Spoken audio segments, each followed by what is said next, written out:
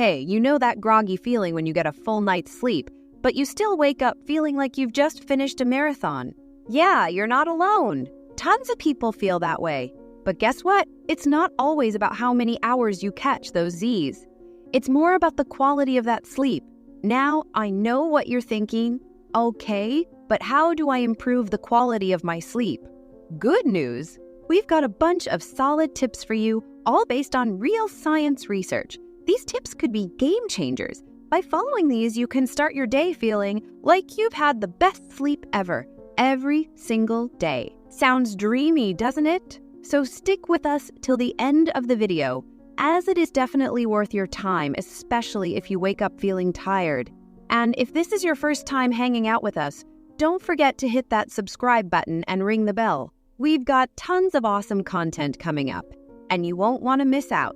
All right, let's dive into the very first and super important tip to get that quality sleep. Number 1, the circadian rhythm. You know how we have clocks to tell time?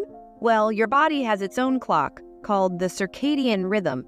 It's like your body's DJ setting the mood for when you should chill and when you should get moving.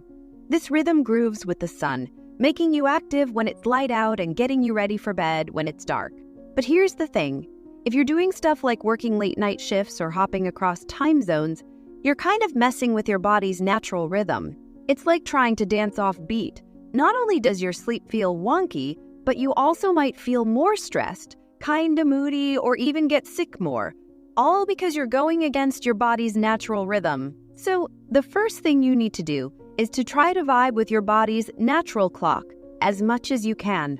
It'll thank you for it, and in just a few days, you will notice the big changes. Number 2, understand different kind of sleep. All right, let's talk about the different ways people sleep. You know how some people crash for the whole night like a straight 8-hour marathon. That's called monophasic sleep. It's like the standard way most of us think about sleeping. Then there are those who split their sleep in parts, mostly 2. It's like catching some Z's for a few hours, waking up, maybe checking your phone or grabbing a snack, and then heading back to bed for another few hours. That's biphasic sleep.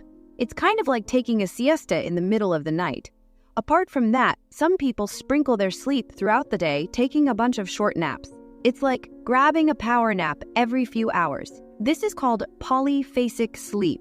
Now, between you and me, while that whole 8-hour stretch and the split sleep thing can work wonders for many, the frequent nap thing, not always the best. If you are in the biphasic sleep or polyphasic sleep, then you are going to end up feeling more like you've been on a Netflix binge rather than having a good rest. It can leave you feeling more zombie than refreshed. So, if you're trying to kick that draggy morning vibe, the second thing you need to do is to correct your sleep pattern. Number 3, balance of physical activity. Ever had those days when you just veg you out on the couch? Or maybe those days when you feel like a workout warrior and push it to the max?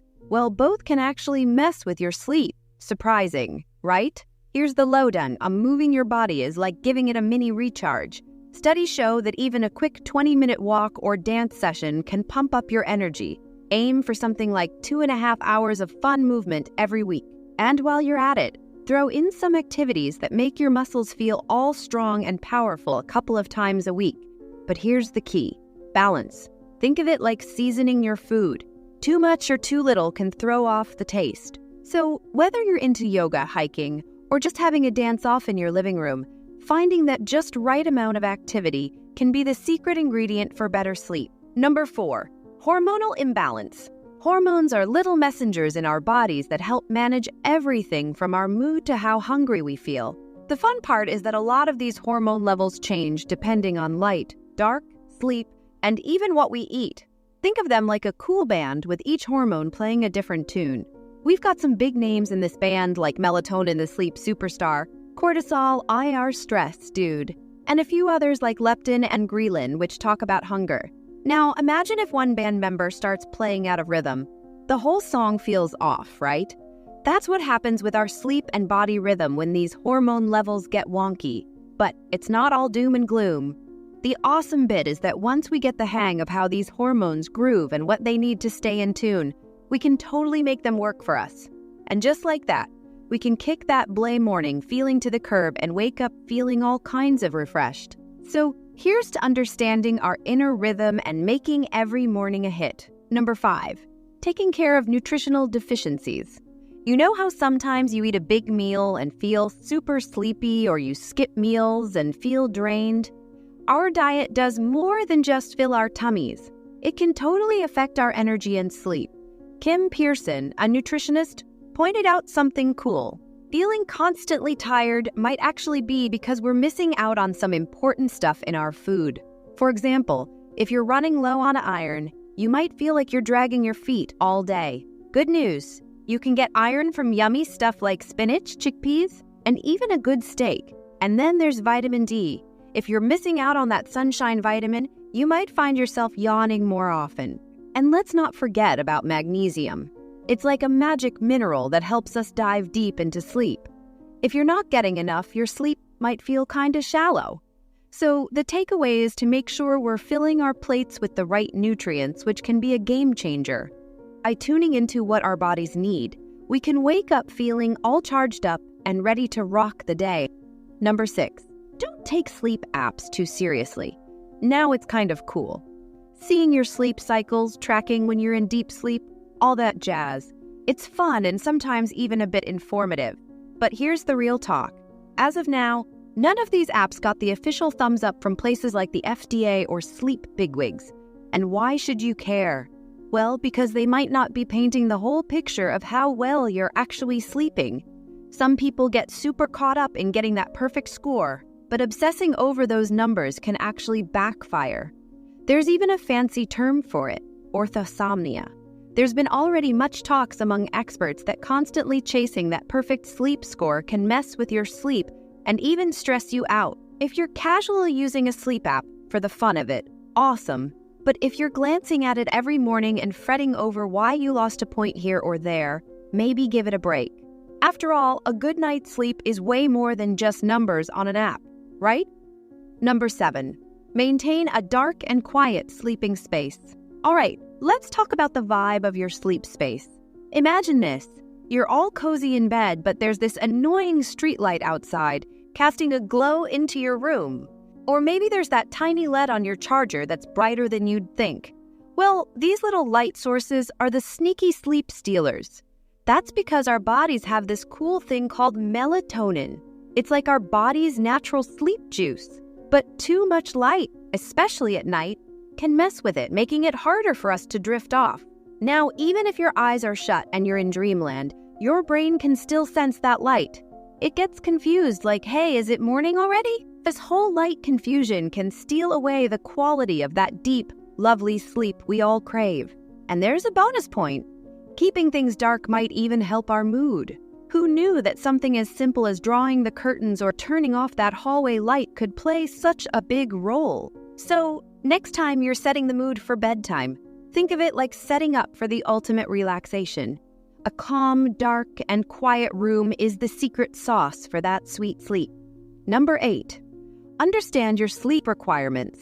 The last thing you need to do is to understand your sleep requirements. You know that whole, you need 8 hours of sleep thing. Well, it's kind of like saying everyone should wear size 8 shoes. It might work for some individuals, but definitely not for everyone. Some of us might feel like superheroes with just 6 hours, while others are still hitting the snooze button after 10 hours.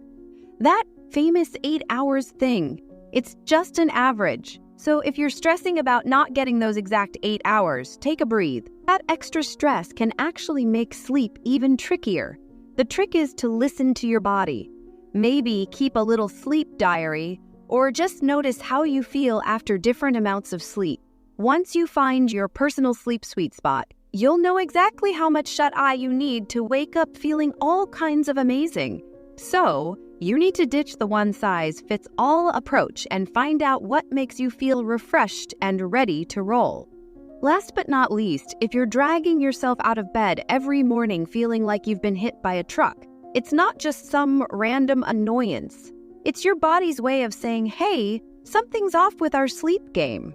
There's a whole bunch of stuff that could be throwing off your sleep. Maybe it's about syncing with your body's natural sleep-wake cycle. or figuring out how many hours of zzzs you personally need. It could be shaking a leg more often, munching on the right nutrients, or even checking if you're binge using that trendy sleep app a bit too much. But here's the awesome part. You know everything you need to know about how to help you fix it. Think of it as your personal map to dreamland. So grab these tips and give yourself the gift of fantastic, refreshing sleep. That concludes today's video. What is your sleep schedule? And do you feel fatigued after sleeping? Share your thoughts in the comments section below. Thank you for taking the time to watch this video. See you in the next video. Until then, sleep well.